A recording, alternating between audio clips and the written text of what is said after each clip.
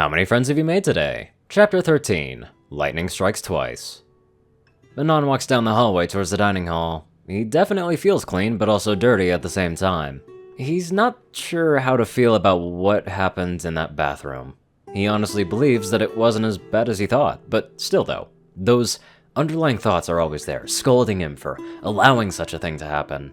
So he did something very intimate with his friends, which was not considered intimate to them. His logical side and his human side are practically having a heated debate about what was right and what was wrong.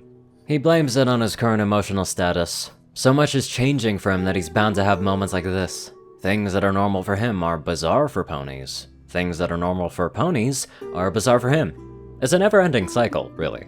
However, he is the oddity here. For his friends, he should try and be more understanding. This is their world, after all. He just lets out a long sigh. That's easier said than done. He stops in front of the doors to the dining hall. Well, the most embarrassing part of the day is done. Might as well have a nice breakfast before the day gets busy. He pushes the door open and finds Celestia, Luna, and Blueblood already waiting at the table for him. Their plates are ready, as they just sit patiently. A single covered plate rests to the right of Celestia. I hope I didn't keep you waiting, Anon says as he walks over to the last plate. You haven't, Celestia answers. Anon lifts the cover from his plate and spots a nice slice of ham and a side of hash browns as well.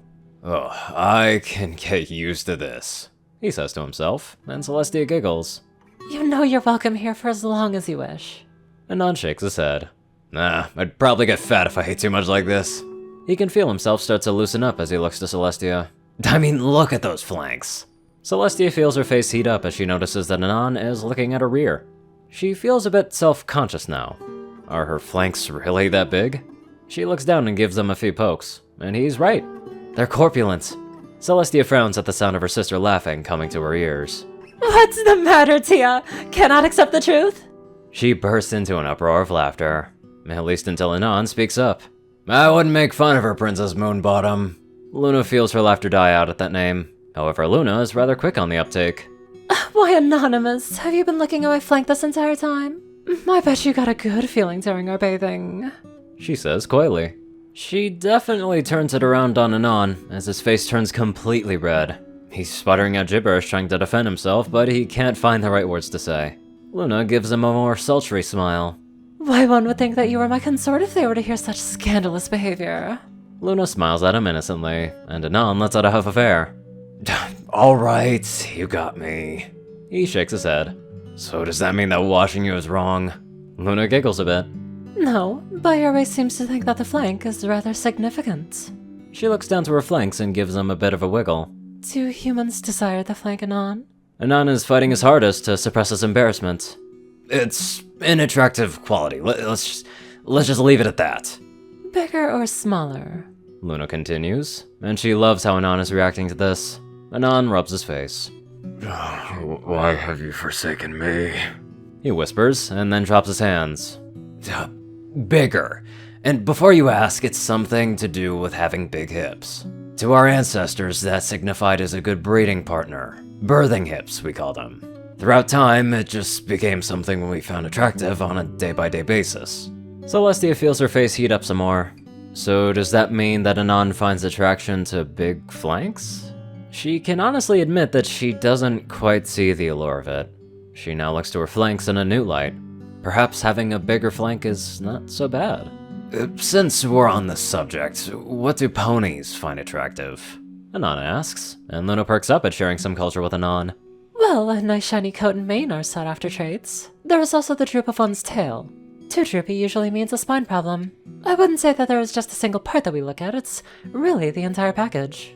Luna states, and Anon nods. I guess that kind of works the same as us, though we do focus on some key areas. Overall, it's who you connect with, Celestia finds herself saying. It's the reason that some ponies have found love with other species. While it's ingrained in us to spot a good mate with our own kind, it's not uncommon for ponies to date griffins, minotaurs, or other species.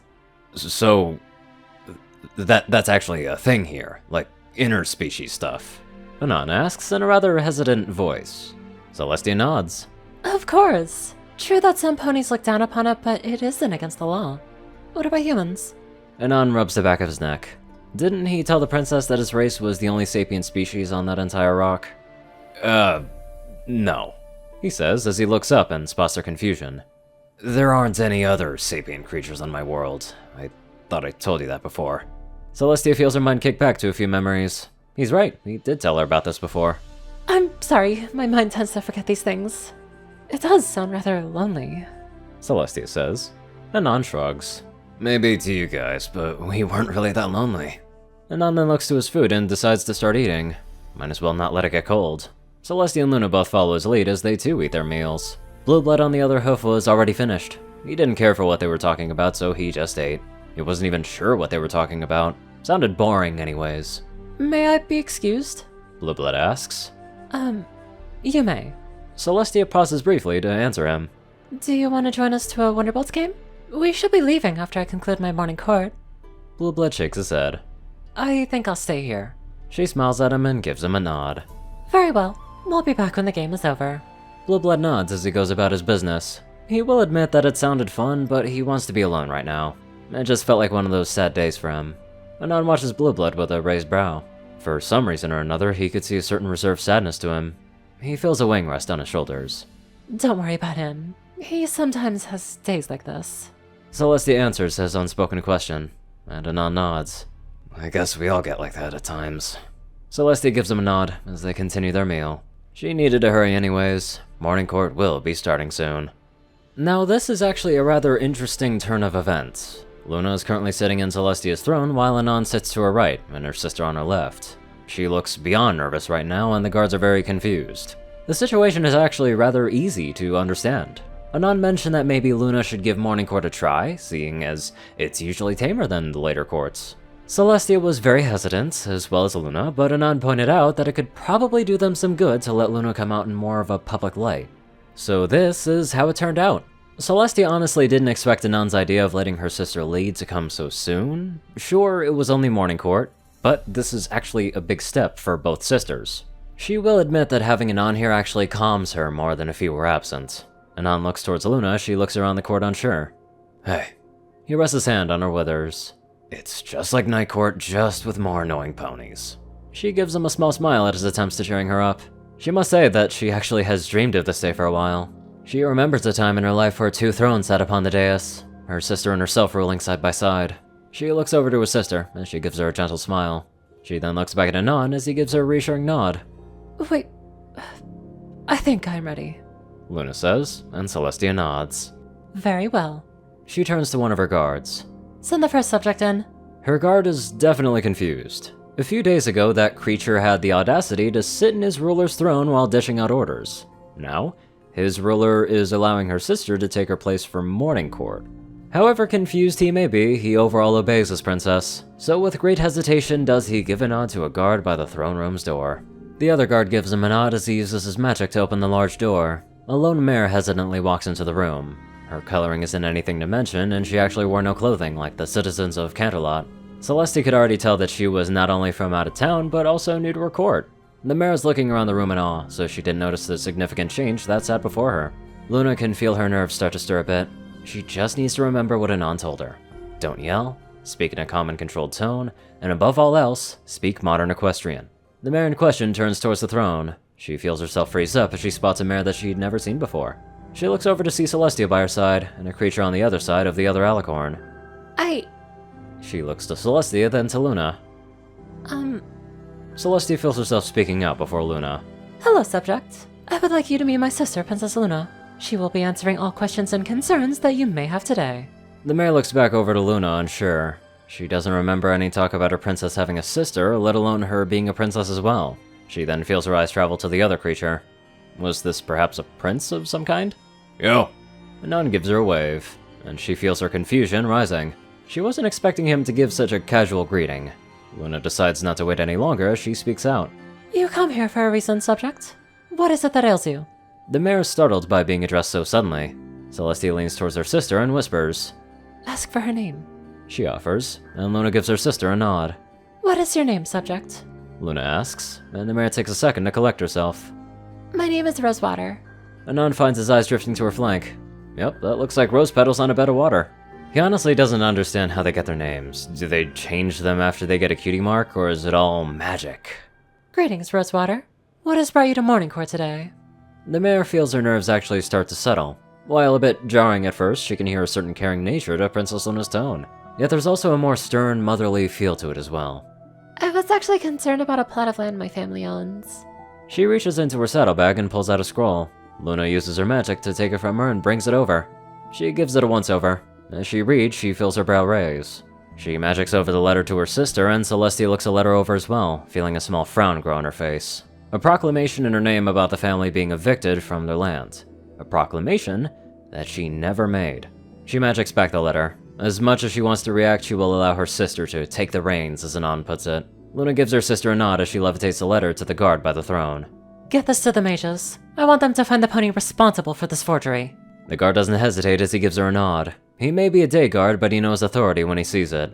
He quickly runs out of the room with a letter in his magic. The mare from before stood shocked still as he runs past her. She's confused about everything, and it seems things are more complicated than she realized. Luna looks back to the mare with a gentle smile, trying her best to emulate her sister. I am very sorry that you had to trouble yourself with such a long trip, Rosewater. It seemed that the letter you received was a fake. Whoever is trying to get your land thought it would be smart to use my sister's name.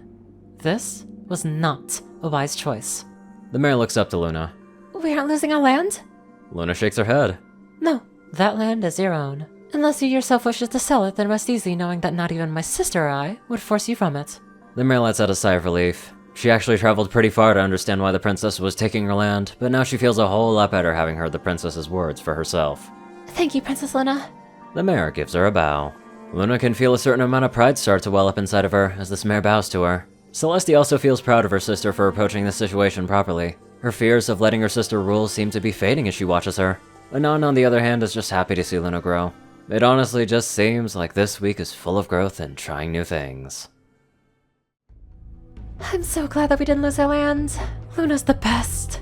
Anyway, getting off of that, let's get on to our very generous donators. Top donators: Taco Cat 598, Peter Coulthard, J Tin Man, Darkside, Gauntlet, and Only One Thing.